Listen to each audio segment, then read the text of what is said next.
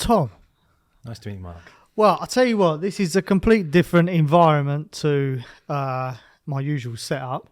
So we've come on the road to come and see Tom at his amazing studio. Tom's actually a top headshot photographer, portraiture photographer.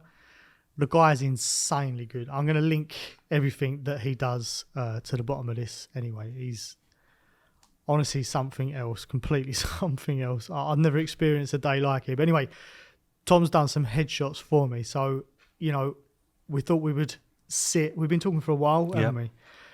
We actually met at a nightclub because you was doing some photography at a nightclub. I turned up all pissed and on one with a few friends. We were all pissed. You held it pretty well, to be honest. Yeah, I was more dancing upright on the wall there. But yeah, it was a fantastic night. Tom took this incredible photo of me and my wife, and I was blown away by it. I was like, wow, this guy's actually really good. He's got something, you know. And then we just started talking after that, didn't we? You know, we swapped details. I think we linked up on Instagram. Yeah, crazy how it all happens. And here we are sitting around your table in your studio. Later, yeah, crazy. So look, mate, let's roll it back. Introduce yourself, Tom. How did it start for you? What was it like for you as a child growing up? Good childhood? Yeah, decent actually. So I'm really lucky. Both my parents are fantastic.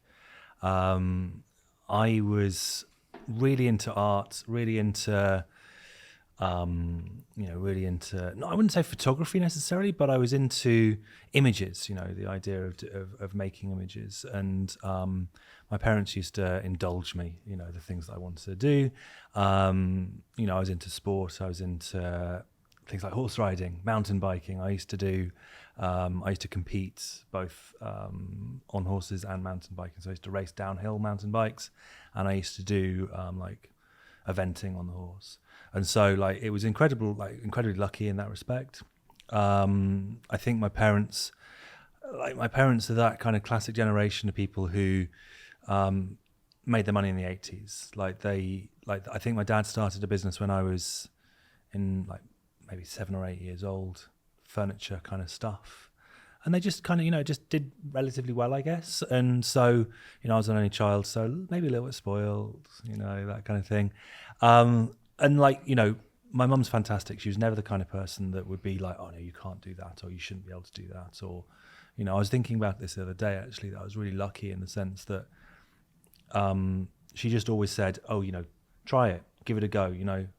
If it doesn't work out, it doesn't matter. It doesn't. You know, failure is not really a problem. It was always, you know, she was always very supportive. I remember when I was being bullied at school because I didn't play football. She said to me one time, you know, you can't be shit hot at everything.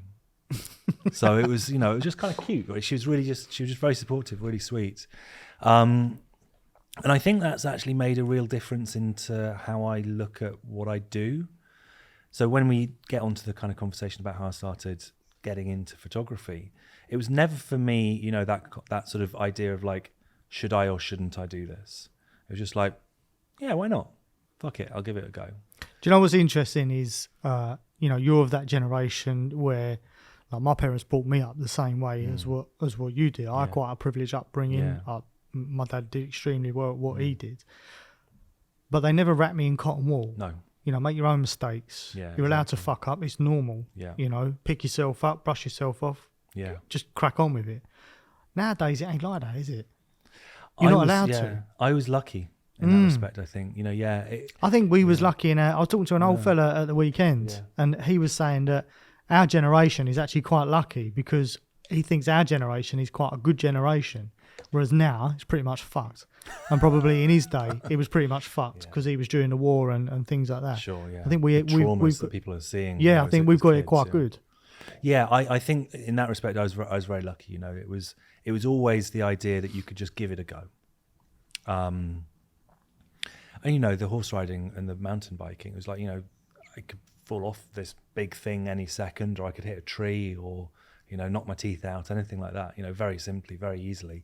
And in a sense, that's kind of courage building, right? You know, there are so many stories that I've got about like being like falling off horses and being, you know, like horses landing on me and all that kind of stuff. And, you know, like I was brought up partially in the town, then partially in the countryside. So we moved. And, you know, when we moved to the countryside, we moved into, I guess, a kind of area where on the one hand, we had like incredibly wealthy, like landowner people on one side. And then there was like, you know, poverty, real poverty as well, rural poverty. And you know, we were kind of, we had this farm, and, you know, on one side there was literally a guy who was probably a lord or something like that, you know. And then, like, you know, friends up the road whose kids all went to private school and all that kind of business. And I'm really happy that I didn't go down that route. Like, you know, for me, private school was never something that my mum really wanted me to go to. And I'm very happy that we didn't go that route. And I think that is, you know, for me, that's kind of formative. You know, I look at the kids who all went to their private schools, went on to their, you know, their various different kind of jobs and all this kind of business. I'm like, I don't want that. You know, we talked about this earlier, like, you know, working for somebody else. You know, there's a kind of trajectory that you might go through from certain school to certain school. And I was never really interested in that. And, you know, I did fairly well at school. Didn't do amazingly well at school. But did you enjoy school? Yeah, it was good. It was good. You know, there's always bullies everywhere, and, you know, bullies on the bus and stuff like that. But other than that, school was really, really good. You know, A levels were a little bit of a mess up because my parents were breaking up at the time. So I think that kind of really impacted me without me realizing it. But then directly after that, that's when I kind of fell into photography, actually. So I had wanted to act. I wanted to be an actor. And thankfully I didn't get into any of the drama schools that I applied for because I was shit. So it was really, you know, I was like, right, okay, what can I do? What's the other option? And I've always said that, like, the big main things that I've done in my life, they were suggestions from girlfriends, right? So my girlfriend at the time said, hey, you've been taking photographs. So I'd been doing black and white film photography at school, and they had a darkroom. So I've been doing that. I've been processing and printing my own photographs. She said, you're into this. Why don't you do an art foundation course? I think her ex-boyfriend had done an art foundation course in photography. Why don't you give this a go? So I was like, okay. I didn't have anything else to do because I failed to get into anything that I wanted to do. So it was just like, right, I'll give this a go. And I went and met the guy who ran this art foundation course, a guy called Pat Curry. And he accepted me on the course late. It was quite late. So I started, met some amazing people, some of whom I'm still very good friends with, on this foundation course, and really got into photography at that time. It was all film. So it was all either black and white film that then I'd print in the darkroom, or color slide film. Oh yeah. You know, so and it was a really enjoyable experience, and I applied to do degrees, and I really wanted to go to Brighton University to study.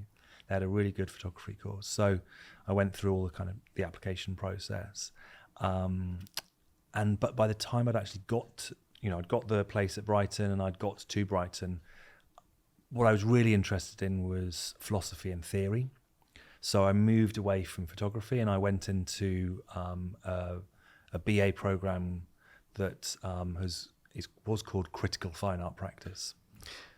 Did you move away from photography because you thought maybe as an industry and to make money and make a career out of it was a bit probably not a worthwhile opportunity to be doing? No, didn't even think about that. Really? No. Ah. It was that I had found it difficult to take photographs of things. I was finding it difficult to choose what to take photographs of. I think the last roll of film I shot before I gave it up was I was in Brighton, and I walked around the streets taking photographs of cranes. I was like, that's it. There is a place for crane photography. I'm sure there are some fantastic crane photographers out there. I wasn't one of them. It's these bland, boring photographs of cranes, and I just didn't really realize or think that there was a motivation for me to take photographs. I was much more interested in art. I was much more interested in kind of art theory, and that led me into curating. After my BA, I opened up a small gallery space with friends. So we got this old like basement, Mm-hmm. and we just sort of ripped the walls down and turned it into a tiny little gallery space. We showed some of our work, some of our friends' work, and we had it for 2 years in Brighton, and it was fantastic. It was the best time of my life. Really? It was fantastic. Just, I was on the dole, I was doing what I wanted to do, I was with friends, and we were just like every 3 weeks we'd think up a new exhibition and put this exhibition on. So we did some photography exhibition in there, but it wasn't me taking the photographs. Right. What I was taking photographs of was documenting the work. So there wasn't, it wasn't like of people. Still on film? No, at this point I'd got a digital camera. Mm. So way back when there was such thing as a welfare state, when I was on the dole, we used to be given like incentives and gifts in a sense to kind of motivate you to go and do stuff. So there was little schemes. They said, okay, if you can prove that you need this piece of equipment to further your career, then we can buy it for you. And for me, it was a digital camera. So it was really helpful for that in that sense, but it wasn't ever something that I did because I wanted it to become a career. It was like, it's documenting the work that we're doing. Sure. And then after that, I graduated from Brighton, did the gallery, came to London, did a master's at Goldsmiths, in curating, started up another gallery space. So there was like an old railway arch. It was completely full of shit, just completely, absolutely rammed full of shit. And the people who owned this railway arch, they owned 6 others along this little strip. Mm-hmm. And all of those 6 others had built-in sheds that were businesses. There's one last railway arch they hadn't been able to put the shed in because it was completely full of crap. And they said to us, if you just pull out all of that crap and just make it, put it to use, you can have it for 50 quid a month. Fucking hell. It's like, here we are in 2008, me and 3 friends, we rent the biggest skip that we can find and completely fill it with all this stuff. And then build doors out of reclaimed timber and then make this gallery space. So we ran this gallery space in this drafty, shitty, wet, if it rained outside in like 2 hours later, it'd rain inside, space. But, all of those amazing restrictions actually allowed us, sort of forced us to come up with creative solutions to things, which meant that we put on some fantastic exhibitions. So, it was really that. It was really. We talked a little bit during the shoot about restrictions on equipment, and I think that actually, when you have those restrictions, they do force you to be creative. Yeah, definitely. And I think that was that's a kind of really good lesson in that respect. But yeah, still, what photography wasn't a big part of what I was doing at that point. It comes much later. I then started a PhD. So I was doing, for all of my 30s, I was doing a PhD. It took me a long time because I was stopping and starting and teaching and, I was DJing on the side, all that kind of stuff. So the PhD took me a while. And after we did the railway arch, I went on with some other friends to take over a large like old primary care trust building, like an old NHS building. Mm-hmm. And they had like 4 stories of this kind of office building in an L shape and this big Victorian warehouse that was attached to it. And so we turned this into a studio and gallery complex. So there was maybe 60 studio artists in this space. So me and a small handful of other people built all of the studio spaces in here, put up all the walls, put up all the, everything like that, painted the walls. And then, lots of people from Goldsmiths that I'd graduated from and other places, they came and that was their kind of first studio space. So they were all artists. There was a couple of like musicians, theatre directors, people like that, but mostly it was kind of artists. And we just built this space, amazing warehouse space, which was really, really amazing experience. Only marred by the fact that on the one hand, my dad died at the time, so we had an opening that was our first kind of curated exhibition, our first show, sort of specifically designed for the space. And the day after the opening, he called me with like the bad news that he'd got 4 months to live, basically. And so on the one hand, I'm dealing with opening this space and doing all this, working with the artists, trying to put together these exhibitions and so on and so forth. And the other, like my dad, is. Does it not put things into perspective for you when you're going through something like that, and then you're thinking, does the fucking work matter? Does the exhibition matter? When you're forced with something like that. I'll be honest with you, Tom, I have a very similar story. My dad's got leukemia and got given 6 weeks to live. And in that time with our business, we was travelling a lot all over Europe. And I had a shoot come up in Frankfurt that I had to go to. Completely fucked it up. The client never come back to me after that. And we'd worked with her for over a year. Yeah. Completely fucked it up. But you know what? I think it puts it into perspective for you. Sort of thinking, what is more important? What's the gain from this? Definitely everything happens for a reason, I mean, obviously I took time away from what I was doing to go and see him. I was up and down. He was living in Devon at the time. I was up and down between London and Devon every week. So I had a small job in a pub, and I had the gallery that I was working on. And so really I was just like, half the week I was down in Devon seeing him, and then the other half I had to go back and earn a little bit of money. What I think it did...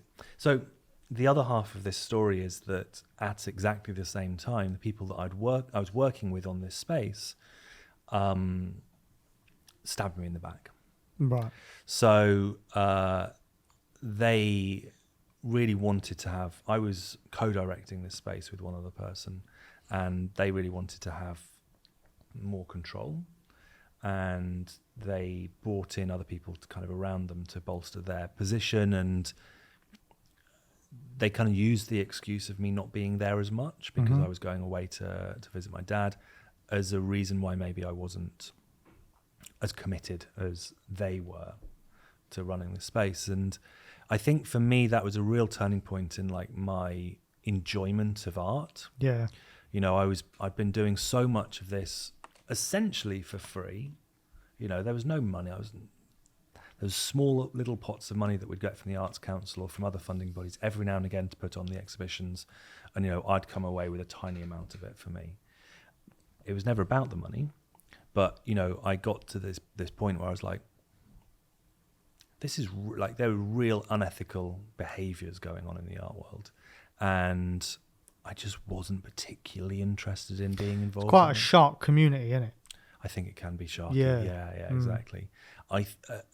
And I think it's partly to do with the fact that the way that contemporary art operates, there's always that kind of like people rising to the top and other people being pushed down during that process. And I just wasn't particularly interested in being part of it. So in a way, that was a turning point. Yeah, it might not be that I decided to move away from art because my dad was sick, but what other people were doing at the same time just felt inhumane. So I kind of moved away from it at that point. I got really more into academia, which kind of had been always the aim anyway. I'd always wanted to do a PhD. So in 2012, I started the PhD at Goldsmiths, and basically all of my 30s, it was just research, writing, reading, all that kind of stuff. Do you enjoy learning?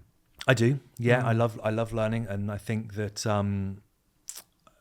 I place a lot of value in learning, obviously, because I'm in academia and I teach. So I think there's a lot of value in that, and I think it makes us better, more interesting people, better citizens, better to each other and stuff like that. So, yeah. Do you know what I find interesting is how creative you are and what you can create. And at the end of this podcast, I'm going to put up some of the headshots that Tom did of me. I've done nothing but praise this guy. If he can get out of this studio, I'll be amazed. Done nothing but praise him. For how creative you are and how in tune with what you do, you're very academic as well. Yeah. Them two things don't go together. For me, I'm not academic, and I didn't even finish school. I'm not academic at all. I think the only thing I ever passed was my driving license. But I'm super creative. Yeah. I paint. Nice. I can do loads of Yeah. stuff, you know. But that other part of my brain doesn't work. Yeah. And I always find with a lot of creatives I speak to, they're the same as me. Yeah. But you don't come into that category. No, I enjoy having both sides of my brain. You're just being one of them stimulated. irritating bastards who's good at everything. I don't know if that's true.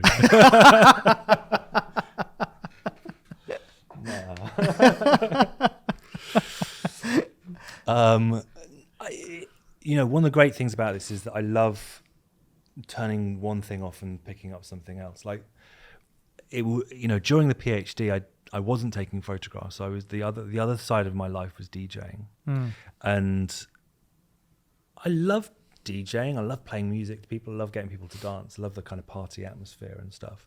But at the same time, every weekend, staying up till 4 o'clock in the morning, playing pop music to drunk 25-year-olds, it gets tiring, especially as you're getting older. I'm 41 now, and I was DJing throughout my 30s. When I was 32, 33, I'm much closer in age to the people that I'm playing music for. But as I'm getting a little bit older, I was like, I've got to give this up. Yeah. And actually, in a way, it's really that kind of moment of giving up that one thing that meant that I had to move into photography. I had to do something. Just to interrupt you for a second, I just wanted to tell you quickly about our sponsor for the podcast, Fountains Media. Fountains Media is a creative content first media agency. We create videos, we do your photography for you, we've got a CAA approved drone pilot, and we offer full social media management. So you don't have to ever worry about when or what to post. Anyway, look, sorry to interrupt your podcast, but if you do want to check them out, check out all their socials. That is Fountains Media. So partying with a load of drunk 25-year-olds got a little bit tiring. Yeah, he's not the way forward for Tom. No, it was great while it lasted. And I still DJ now. I still DJ at parties and all that kind of business. But it's for me, it was really a revelation to kind of come back to photography. So where was this flip? How did this happen? Because we all have this. I think a lot of photographers I've worked with, they sort of dabbled in it for a bit and then went off to do something. Yeah. And then come back for a little bit and then went off to do something else. Yeah. And then just went, actually, do you know what? Fuck it. This is what I need to be doing, and this is what I'm going to concentrate on. Not like that for me. Okay. It was literally. It was the start of 2020. The pandemic was on our doorstep. Yeah. And you thought, what a good time to start a business. What a great time to start a business. Start something entirely different. And I just knew that DJing was coming to an end. Yeah. So I'd submitted the PhD. Well, actually, no, I had finished the PhD, and my submission date was on the 25th of March, and we went into lockdown on 23rd of March, 2020. And my university completely flipped out, didn't know how to take online submissions, so they gave me an extra 3 months. So I then had, time to kind of kill, really. Yeah. We went into a lockdown period of, I can't remember, 2-3 months or something like this at this point. I kind of had seen this coming. We were at the end of beginning of March, end of February, beginning of March, and I had a sleepless night. I was like, DJing's coming to an end.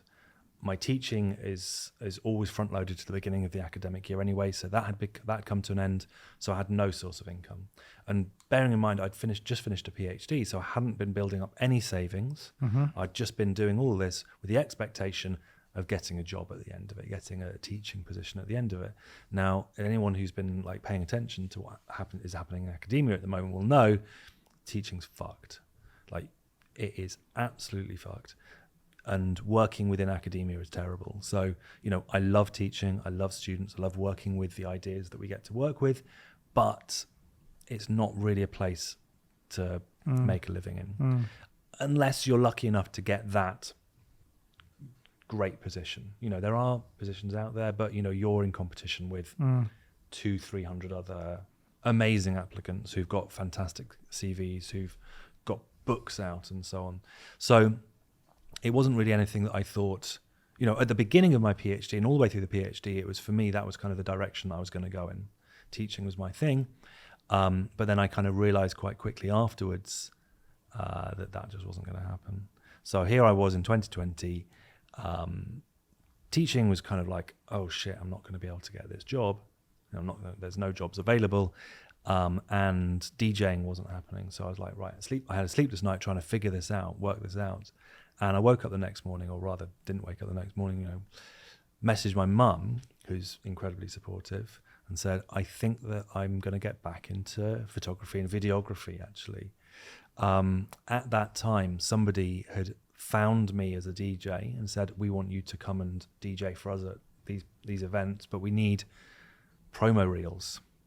Do you have any? I was like, no, I've got some photographs, but I've not got any promo reels. And they said, right, okay, you need to shoot some promo reels. So I thought to myself, okay, right, there are 50 DJs that I know through the agency that I work for, fantastic agency.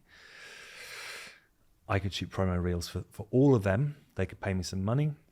There is a year's worth of work. Little did I realise that, of course, if I was out of work as a DJ, they would all be out of work as a DJ as well. And none of them are going to want to spend, hundreds of pounds on promo reels on some guy like me. So quickly that kind of went out the window. But I had the camera. All right, so bless my mum. I just come out of the PhD, zero money to my name. And she goes, right, I'm going to buy you the camera. Go and do it, get it sorted out. So she bought the camera, and essentially I just went and spent the entire year 2020 through to kind of the first couple of months of 2021, just walking around the streets with my camera, just doing street photography, doing kind of documentary style photography. There's a lot going on that year, so I was shooting a lot of that stuff. If you slide right back down to the bottom of my Instagram, you'll see all the kind of my stuff for the BLM protests and all that kind of stuff. So loads of things were happening that year, and I basically spent all of 2020 learning.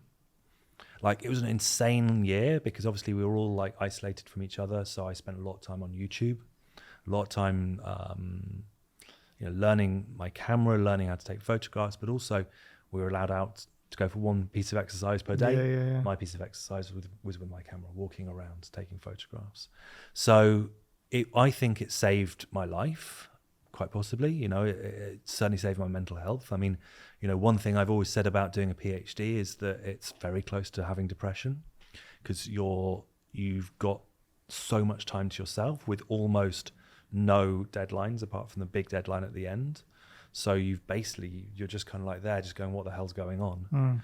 So, coming out of that into an enforced isolation period, was maybe on one hand I was practiced at it because I'd been doing it a lot, but also it was kind of crazy that I was, shit, there's nothing to do. So actually having a task, having something to learn, something to fight, something to work towards was really important. Something to occupy yourself, isn't it? Yeah. And that was like, that for me, I think was such an amazing moment. I think almost fondly back to those times. I think it's probably true of a lot of people that the pandemic caused them to make major life decisions. Definitely. I think when you're, like for us, especially as a business, obviously we suffered a fair bit, same as what every other business did out there, because the whole world shut down. Yeah. So you do have to adapt. You do have to, survival instinct, sort of kicks in, same as what it did for you. Yeah. Your mental health is a large part of anything when you're locked down like that. I think it fucked a lot of people up. Yeah. Fucking tons of people. Yeah.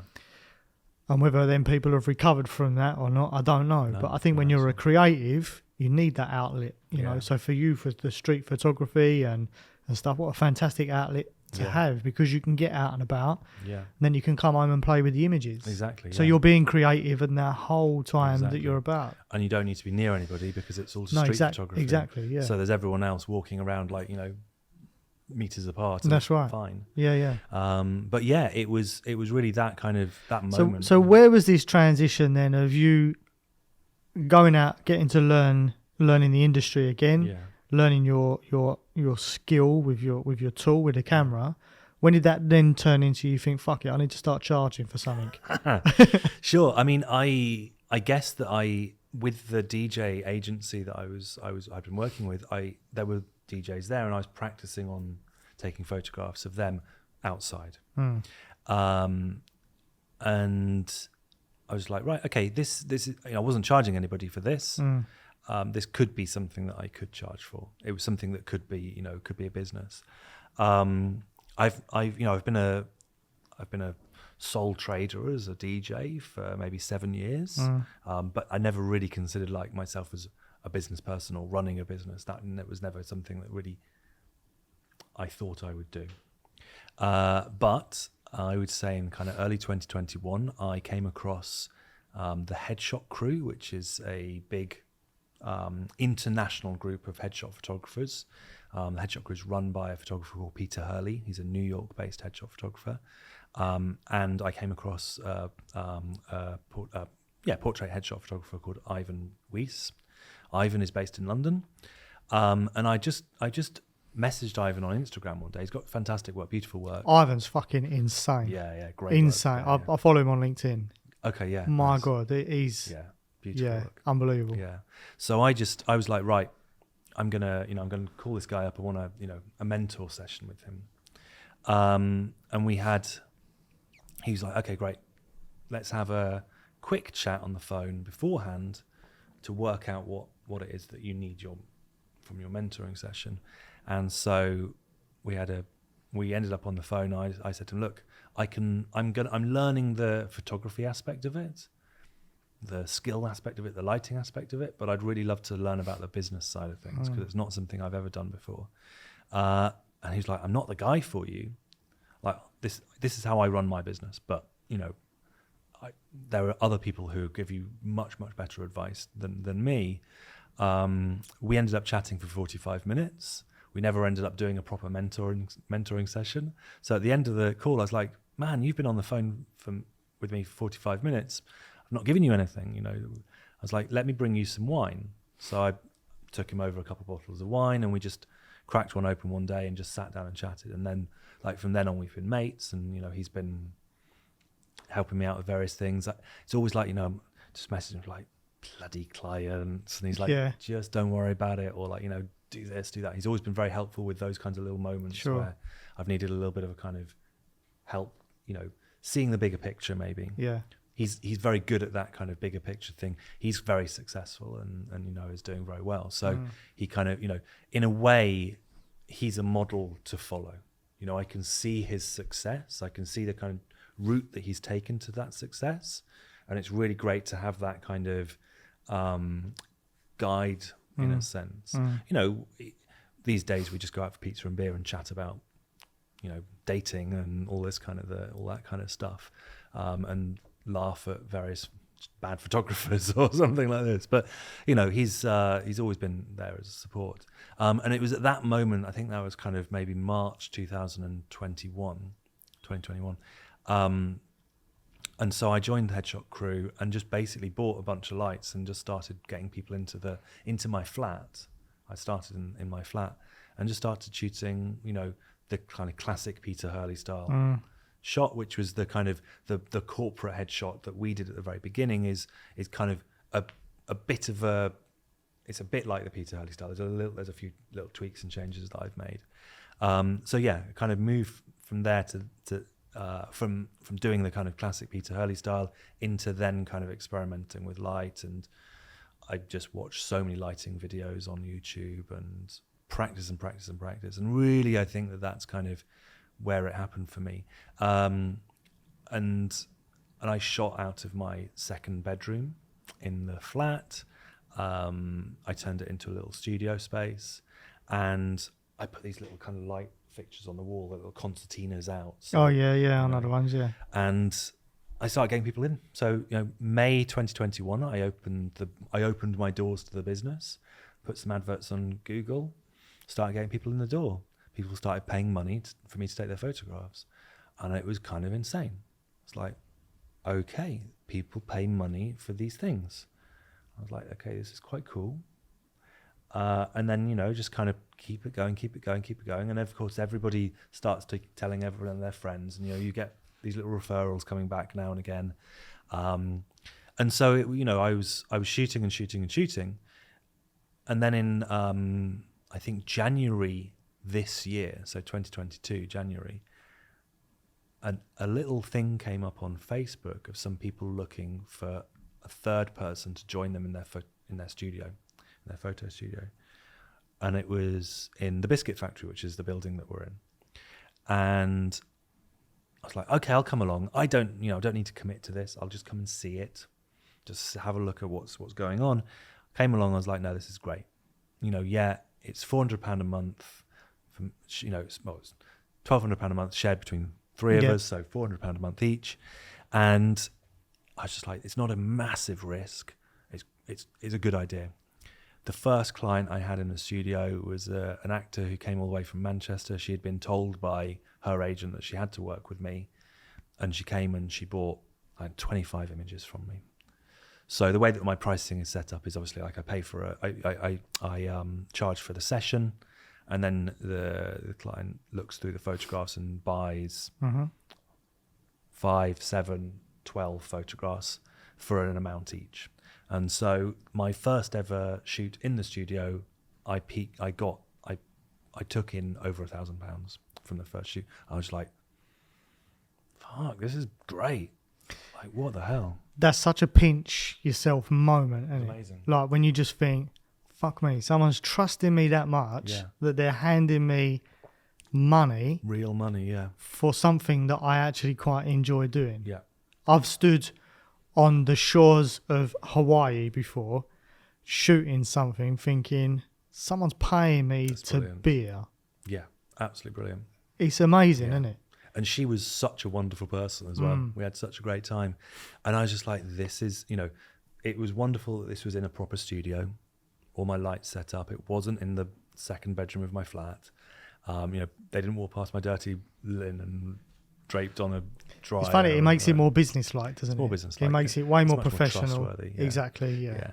And it was a really great moment, and I was hanging out with a friend afterwards, and I just bought a bottle of champagne and went and like opened this bottle of champagne with my friend and just celebrated. It was amazing. And I think that was one of those kinds of little light bulb moments. I was like, okay, people really do, like you say, pay you to do something that you enjoy doing. And so I think that this last year that we're just coming to the end of, it's just been this amazing learning curve and like a roller coaster. So I stayed in that studio for 8 months. I moved out so basically I realized in August, September this year that because I was sharing that space with people, there was only a certain number of shoots that I could do per month. And if I wanted to increase my number of shoots, I just couldn't do it because they were taking up the other space. So I was always kind of getting very, very close to, if not kind of hitting the limit of the amount of shoots that I could do per month. So I was like, right, I need a space of my own. So I looked around lots of places, including staying within the Biscuit Factory. And here I am in this studio, which is now my own studio, which means I can put up curtains, I can get loads of lights, I can leave everything out, I can put up backdrop stands how I want, and I can move things around. And it as we experience today, it's you're kind of coming into my world, right? It's mine. If you're a client of mine, you're coming in here, you're getting the experience with me. It's not like we're stepping over boxes of other people's stuff. I've made it look how I want it to look, and that's important to me, which means that I can give people great experiences. They feel really at home. They feel really kind of relaxed in this space, and for me that is super, super important.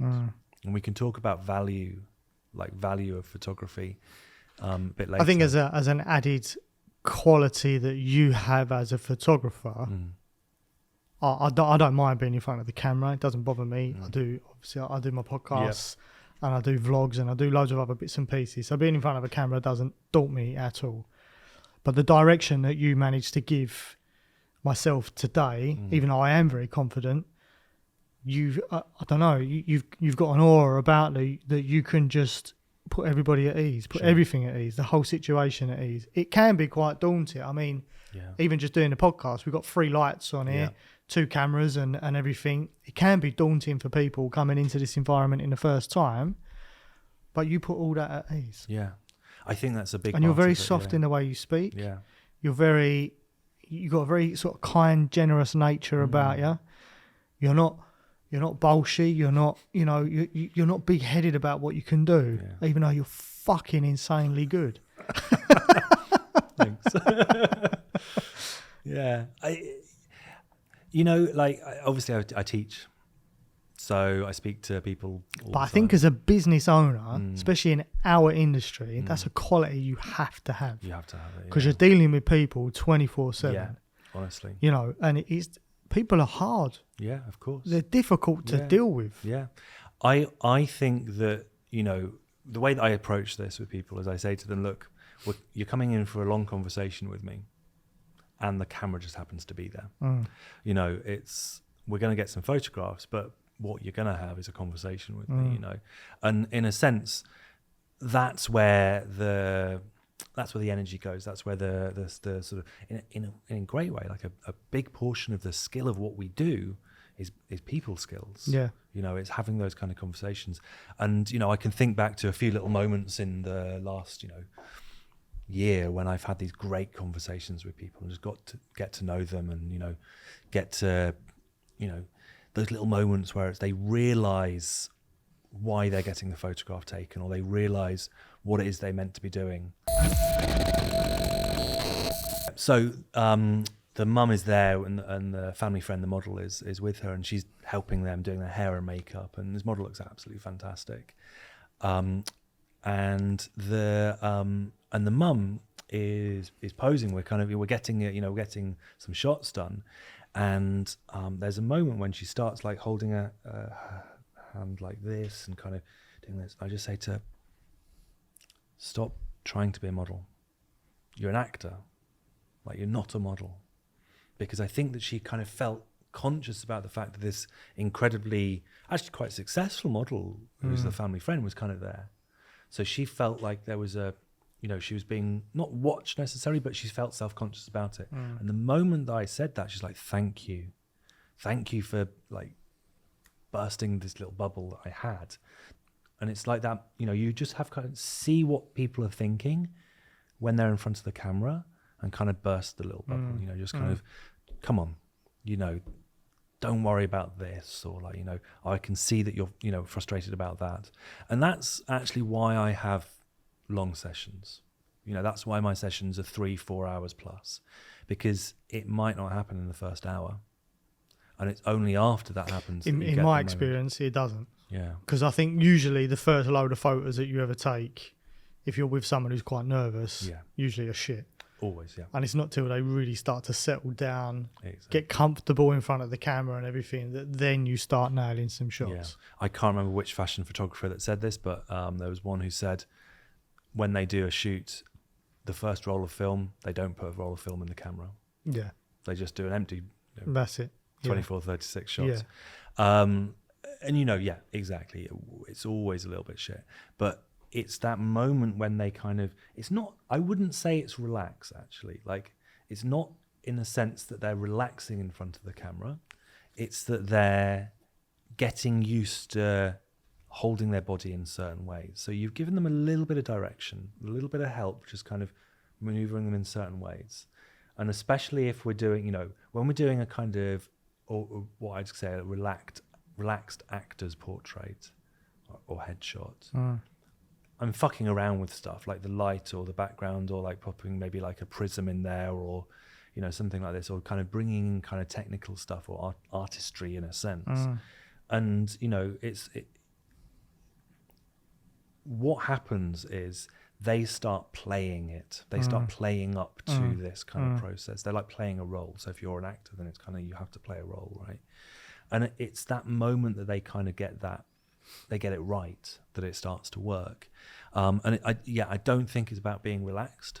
I think it's about being comfortable to play in front of the camera, actually be playful as well, It's accepting taking some direction as well. taking some direction, yeah. But also, it is a collaborative process, so they might want to move their body in certain ways. I had an amazing shoot with a model from New York. She'd come to London for a week, and she shot with me. And at the beginning of the shoot, we started talking about how she uses modeling as an expressive art, like help her express herself, express her kind of inner emotions. And so I just asked her, could you cry? How do you feel about crying? And she's like, okay, we can try that. And we just sat there, and I just put the camera on, and we just started chatting away. And she just started telling me the story of her grandparents and how they were proud of her and all this kind of stuff. So she's a model and an engineer, right? She's got these kind of twin things. And just tears start forming in the corners of the eyes, and then it starts coming. And we've got this like little series of photographs, and they're just very, very simple, tight, cropped headshots of her. She's absolutely beautiful, black woman with skin hair, or very, very tightly cropped hair. And it's just this beautiful, beautiful moment of when she kind of started opening up to me. And it was like, we got some of the best photographs I've ever taken from that shoot. Yeah. Just because we had this amazing vibe. Like that kind of connection that we had was really, really fantastic. And so, yeah, that's exactly it. It's like, if you want great photographs, you have to put the time and effort into it. And that's part of it, right? It's like it's a collaborative process. You're sitting with somebody else for a number of hours, and you've got to kind of have that rapport. It also works both ways as well. So we touched on value earlier on. If someone's valuing what you do, then it makes your job a lot easier as well. Yeah. If people aren't valuing what you do at all, to be honest, this whole year for me, when I look back on what this year has brought me, it's definitely taught me more about how people look at you and how they value you. Yeah. Because I think our industry is pretty fucked because of these things. It's killed it. I think because of the younger generation coming in now with what they do, and they're fucking good at what they do, don't get me wrong, they're really good, but they don't charge the money for it. So I feel the whole value has been took out of the industry. So to keep that value in there and to see what people are getting value-wise from you, that's fucking hard, man, isn't it? I look at it slightly differently. So I think that, obviously everyone has experienced, if you were a photographer 20 years ago, shooting on film, there was quite a high barrier to entry as a photographer. So there wouldn't be like everyone was a photographer. Sure, lots of people were, but it wasn't the kind of where we are now. These days, the barrier to entry has dropped. You can use your phone very, very successfully. You can buy a pretty decent mirrorless Sony for 600, 800 quid. So really the barrier to entry is very, very low, and you can just go around and shoot photographs, boom, boom, boom, boom, boom. And obviously there's a return to film. There's a lot of people returning to film, 35mm, medium format, whatever. But what I think's actually happened is, yes, everyone's taken up that phone and everyone started taking photographs and thinking of themselves as a photographer or a videographer. But I think what's really interesting is that I think that we've seen a growth in photographic literacy. So people are now more conscious of the need for imagery, more conscious of the what value imagery brings to them. So it's a truism to say that we live in an oversaturated world we're oversaturated with images and videos. Every time you pick up your phone, there's thousands of them at your fingertips. And one answer to that is, or one potential upshot of that is that the value of each of those individual images has declined. That's one kind of way to look at it. But I think slightly differently, in the sense that what it's created is actually a whole load of people who are very, very literate in photography. So that means that when they look at your photographs, they can see the value in it. So there are swathes and swathes of average photographers, average videographers, average people doing average things that make a very, very good living out of doing this. And that's fine. They're great. It's no problem at all. And it's great that they do that. you know.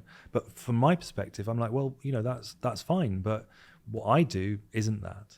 You know, my intention is to make the best possible photograph that I can possibly make.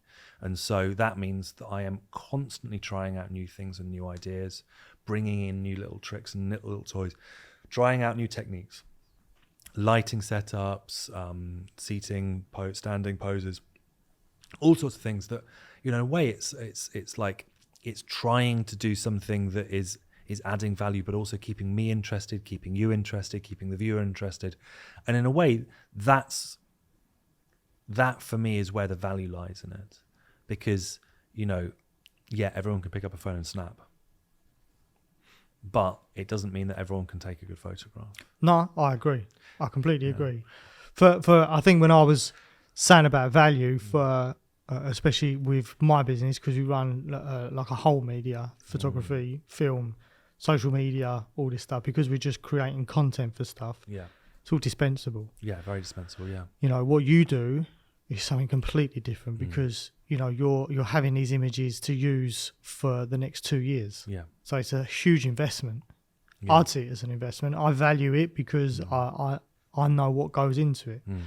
Put aside probably the thousands of pounds that you spent on your equipment, it's more the thousands of hours that you've put into learning your art and really getting good at what you do as well to get to the stage as well. And you haven't even stopped today. You're still learning. Yeah. And absolutely. in another 2 years' time, Yeah. you'll be even fucking better than what you are now. Yeah. You know? As everyone should be. Absolutely, Yeah, yeah, no. definitely. Yeah, we're always learning. Yeah. And I think when you're a creative, nothing is ever, you know, that will do. It's always about how can I make that better? Yeah. It was good. I don't know about you, but I always slag my work off. 100%. Always. I'll do something, I like it, and then I think, oh shit, actually. Yeah, no, you're only as good as your last photograph. Exactly, yeah. You know, I look back at my photographs and I you know, in some respects I do love them in a way. Like I love some of the photographs that I've taken. They mean something to me. They mean a little point in my journey. But at the same time, I'm always like, well, I could have lit that better, or I could have just moved the model that particular way better, or something like that. You know, there are little moments, you know, they mean something. They do have value. But, you know, you're always self-critical. Of course. And you have to be, because you've got to be better. You've Exactly, got to yeah. move That's on how to you the next progress. thing. Yeah. Yeah, And yeah. actually, I think what's interesting is that when you have those little moments where you take an amazing photograph, it's a high point that you need to meet the next time. And you go, damn, if I'm not as good as that, the next time I take a photograph, then I've gone backwards. I need to be better than that next time. Where do you want to go with this? Where do you want to see yourself? Say in 5 years' time. Where would you like to be? I mean, I want to be one of the go-to headshot photographers, portrait photographers in London. So on the one hand, I'm never giving up teaching. Obviously, that's always going to be there. So this will always be, to some extent, a side hustle, a weird expression for something that is actually sort of a main hustle. But, you know, I think that what I want is to be recognised. I think, you know, it's difficult to say really what that means, because, you know, we'll always. You're not talking about in an egotistical way of Tom's the bollocks. That's not what you're saying, is it? No. I want to. No, I think that. Although, just to state, Tom is the bollocks. No, I think what's important to me is to continue to make work. Like, you know, to be making valuable work for people that they will look at it in. I want a photograph I take today to be looked at in 5 years' time, and someone go, "That's still valuable to me. That's still important to me. I'm still using that." So, you know, I love the fact that a headshot has got a use value. Like, you take a headshot of somebody, and they can use that to further themselves, whether that's an actor, whether that's a business person, whether that's, you know, they put it on their album cover or whatever. You know, they use that to grow their own life, business. It's so interesting that you say that, because with what we do with promotional stuff, it's done and then kicked to one side, right. And then next week we're on to something else for the same client. You know, it'd just be something completely different. Yeah.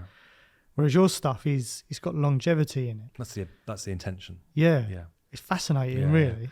I want it in a way for people to be able to. What I love is when people get like get their breath taken away by seeing a photograph of themselves. I have today. Yeah, I think it's that. It's like it's not. I'm not flattering people. Like the intention isn't to make someone look amazing. There are fantastic portrait photographers out there who do that. The intention really is to do something, to take an image that does work. And what I mean by that is it makes people stand out in their industry. It makes somebody else look at that photograph and go, damn, look at that amazing photograph. I want to work with that person. And so for me, the value comes not just in the great photograph, but also the work that it does for those other people. And I think that is, you know, if I can be doing that in 5 years' time and I can be getting paid for it, then great. You know, but I want to be like, you know, people to go, yeah, you know, Tom's good.